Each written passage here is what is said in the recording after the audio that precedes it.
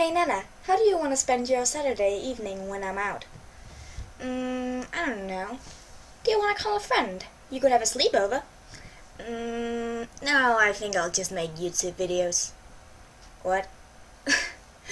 Hey guys, this is Arm Productions, aka Nana4673, and I'm back in Essence Demo Part 22. I don't know about you, but I'm feeling 20. Okay, I'm sorry. As you can hear, I am pretty much using my Saturday being forever alone. Because no one wants to be with me. No, really, I'm just, yeah. So, I guess that's good for you, because then you'll get a shitstorm of videos. Yay. And I'll be sitting here, excuse me, most of my evening drinking cola and eating chips. Whoop. So yeah, sorry for the randomness. I realize it's pointless to wonder how now and instead lose myself into a masterful landscape. The Vinton strokes remind me. Did Mac mention a garden? Except the vines. Damon, let's just call him Damon. Damon unleashed yesterday. I haven't seen a bud of greenery since waking up, and the prospects becoming priority. I scuttle down the hall, shamelessly opening doors in search of a portal leading outside. Eventually, I find one. Oh, I know this music. I scuttle down the hall, shamelessly eventually I found one, and step into a vibrant world of green. A sense of wonder assaults me. Let's see. Tangibly as the detectable air drowning my lungs. This is beautiful, really. I love the way this is drawn. It looks like the forest you can find in my country. Like, never blue sky, kind of not that much sunlight, but it's very nice actually, very green. This isn't a garden, a squirt of dirt in the ground. It's a paradise, a wild jungle of sprouts and blooms sporting a shade of every hue. In wild disarray, the greenery cloaks almost every inch of the ground, yet from the middle of the garden an enormous sprawling oak casts a shadow of order over the plants, keeping the underbrush in check. And the sun, golden, not red, shines freely through the doom encasing this fresh of life.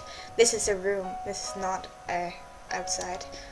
I almost feel dizzy, my breath has become so scant, I can't believe this place. Seriously, how could this be possible? This glass dome, the sheer something diverse of this garden. Crick, crick. The crackle of leaves draws my attention and the grand oak ruling the garden.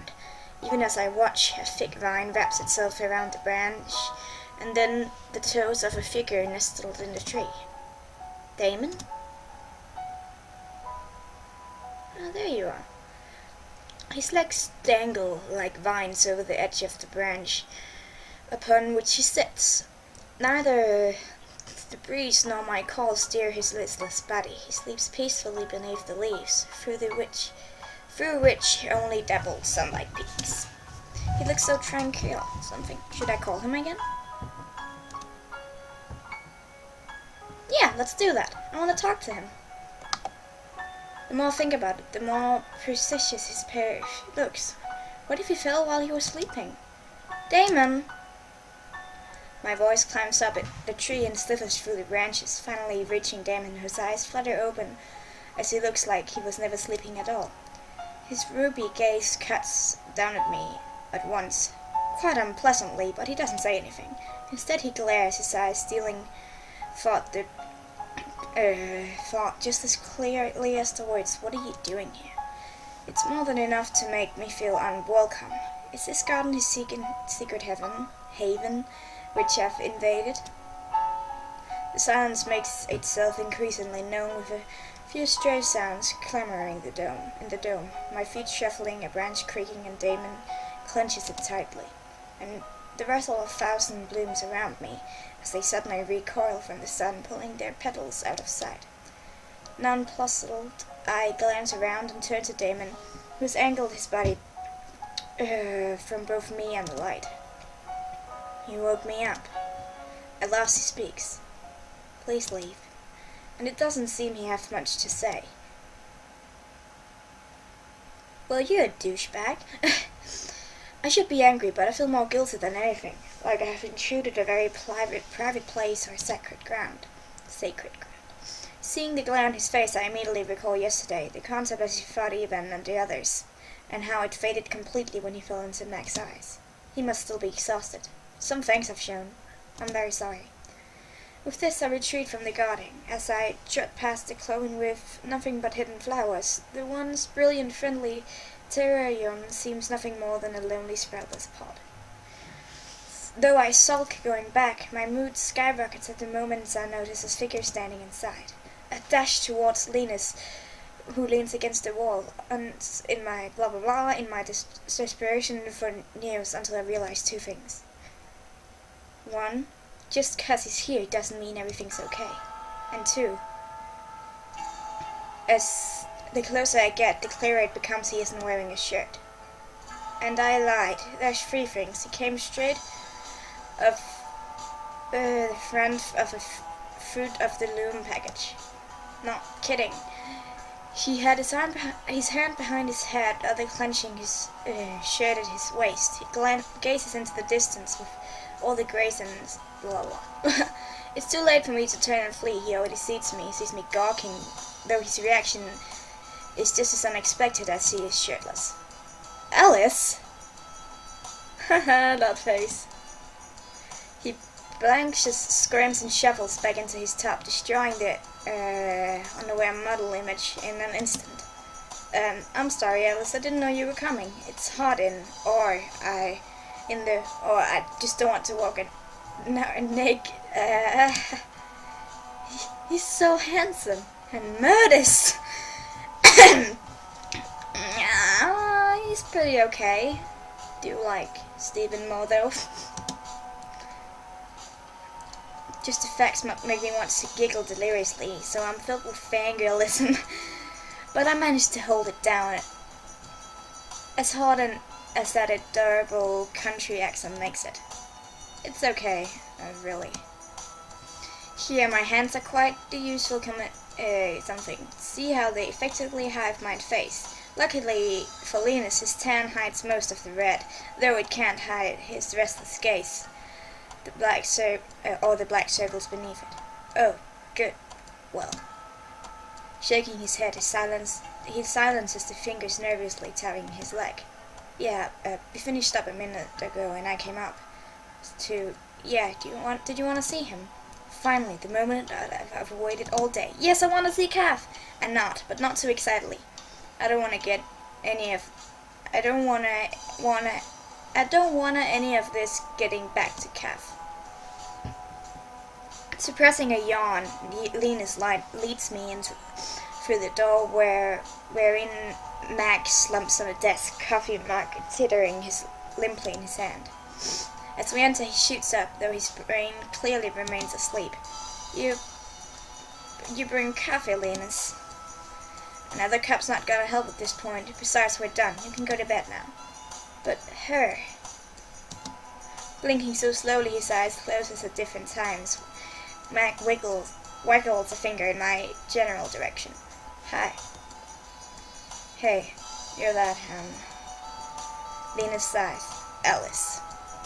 I was about to say that. Suddenly Mac wakes up fully, brain and all. I never forget names. Ever. Not even after 24 hours straight no sleep. So the name of your third girlfriend?" Mac looks a little less awake now. Of course I know that. But that wasn't. Oh shit, Kaya. What? Her name? Right, your point? One small Linus sighs. The point is, Alice is here to see Cath. Alright, I gotta warn you, he's not as pretty as when we first started. Before my mind can fill itself with pictures of mutation and disfigurement, Lena's elbows Mac. Come on, he looks just fine, Alice. Don't listen to him. So, can't I have any fun? Sorry, Alice, just teasing. You're hilarious. Just teasing. Lena's sweet personality has done a 180 since last night, most likely affected by the sleep deprivation as Mac. Still, I can't help but share his irritation at Mac. While it was funny at first, his jeering at Cath got old at the moment he was hurt. Still, he helped him. I can't be mad. Sorry, I thought this was the past where I'm facetious and inappropriate. Doctor, but I'll be direct instead. He's over here, Alice. Creaking from his seat, Mac saunters around the corner. Following, I observe the expanse and quality of the facility. Not only is it large, it's highly advanced. At least, according to my belief that shiny buttony things are modern. Taking a seat by a curtain, Mac pulls it back, and at last I can rest easy. Cath sleeps soundly, and there, no more blood, not even a lick of pain on his face. More than anything, I'm comforted by the fact that his chest steadily rises and falls. He's okay. Sure is, and fast asleep, exactly what I'd like to be now. I turn towards him, and he pulls a nearby stool up for me. You guys stayed up all night for him. I can't thank you guys enough. It's almost enough to make me okay with the jerk things you've said, Mac. He smiles sweetly, winking. It's the least we could do after you helped us in the tunnel. Okay, you're forgiven, for now. You've got pretty good timing, Alice. You showed up in the hall just after we finished cleaning up. Everything went fine? Linus answers readily, but won't meet my eyes. He hasn't since I met him in the hall. Is he still embarrassed about the shirt? Probably as smoothly as it could. Getting bullets out was rough business. Fortunately enough, the bullets didn't shoot through his body, so there was less damage than there could have been.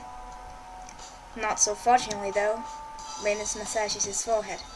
The bullet hit flesh and bone part of his body, and it's a lot easier tending to hardware than normal organs. I wondered if they'd mention his mechanical parts. But either way, he should be fine in a couple of days. A lot of blood was lost. He sure is amazing, but still needs to rest. I got you. Dipping my head, I look at Cath again. I'm so grateful he's okay, but seeing him breathe brings curse as swiftly as ease. Up until now, his uncertain fate had ruled my thoughts. Now that I know, I'm left with the truth that he was only hurt to begin with, protecting me. Because I was too stupid to duck or move. I don't know. I just know that if I had thought about it before now, I would have gone crazy. I'm so sorry, Cath. I still care about myself more as much as I wish I didn't. I don't deserve to be a friend. And now I can't even. Alice? Cath. Keep from crying. Alice. Through blots of liquid, I see Linus fumble around while Mac leans in, albeit uncertainly. I can hardly believe I'm doing this in front of me, making them uncomfortable, humiliating myself. What will I ever gain? No amount of teary penance will appease Cath, even myself. Maybe I cry because I figure in a minute Cath will woke up, deride me, and fall back asleep. Even so, it'd be just what I need. Han. The next thing I know, arms wrap around me. It's completely foreign to Ace's strange hold. I stop thinking about Cath. I don't even worry how cold and hard my body must be. All I can think is that a real warm human being is holding me. I'm gonna hug you, okay? Even though it's kinda weird. I know, we're strangers, but I'm really tired. Things are kinda hazy. Let's pretend I'm drunk, okay? It's acceptable for strangers to hug them. Gosh, I love Mac. Alright, I will have to end the episode here before I fangirl. Bye!